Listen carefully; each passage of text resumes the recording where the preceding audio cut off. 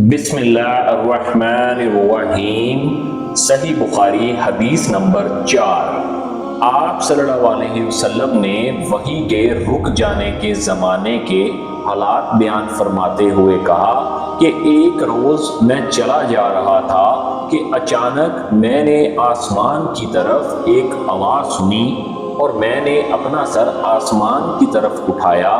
کیا دیکھتا ہوں کہ وہی فرشتہ جو میرے پاس غار حرا میں آیا تھا وہ آسمان و زمین کے بیچ میں ایک کرسی پر بیٹھا ہوا ہے۔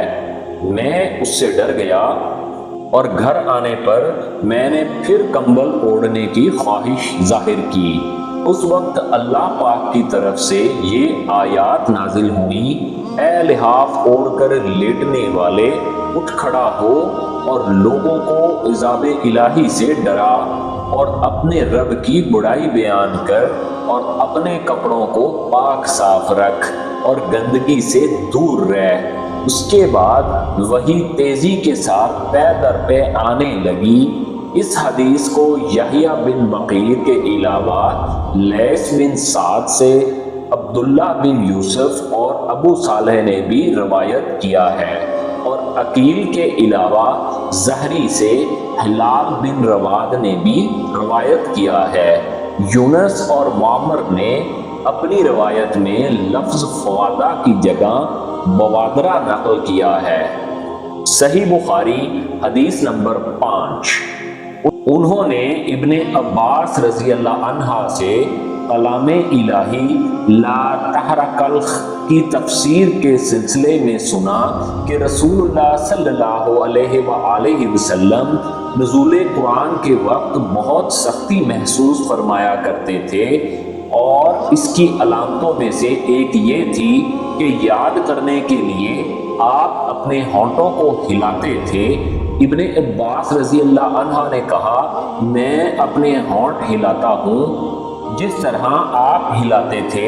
سعید کہتے ہیں، میں بھی اپنے ہونٹ ہلاتا ہوں جس طرح ابن عباس رضی اللہ عنہ کو میں نے ہلاتے دیکھا۔ پھر انہوں نے اپنے ہونٹ ہلائے۔ ابن عباس رضی اللہ عنہ نے کہا، پھر یہ آیت اتری کہ اے محمد، قرآن کو جلد جلد یاد کرنے کے لیے اپنی زبان نہ ہلاؤ، اس کا جمع کر دینا اور پڑھا دینا ہمارا ذمہ ہے۔ حضرت ابن عباس رضی اللہ عنہ کہتے ہیں، یعنی قرآن آپ صلی اللہ علیہ وسلم کے دل میں جما دینا اور پڑھا دینا ہمارے ذمہ ہے۔ پھر جب ہم پڑھ چکیں تو اس پڑھے ہوئے کی اتباع کرو۔ ابن عباس رضی اللہ عنہ فرماتے ہیں، اس کا مطلب یہ ہے کہ آپ اس کو خاموشی کے ساتھ سنتے رہو، اس کے بعد مطلب سمجھا دینا ہمارے ذمہ ہے۔ پھر یقیناً یہ ہماری ذمہ داری ہے کہ آپ اس کو پڑھو، یعنی اس کو محفوظ کر سکو۔ چنانچہ اس کے بعد جب آپ کے پاس حضرت جبرائیل علیہ السلام وحی لے کر آتے تو آپ توجہ سے سنتے، جب وہ چلے جاتے تو رسول اللہ صلی اللہ علیہ وسلم اس وحی کو اسی طرح پڑھتے جس طرح حضرت جبرائیل علیہ السلام نے اسے پڑھایا تھا۔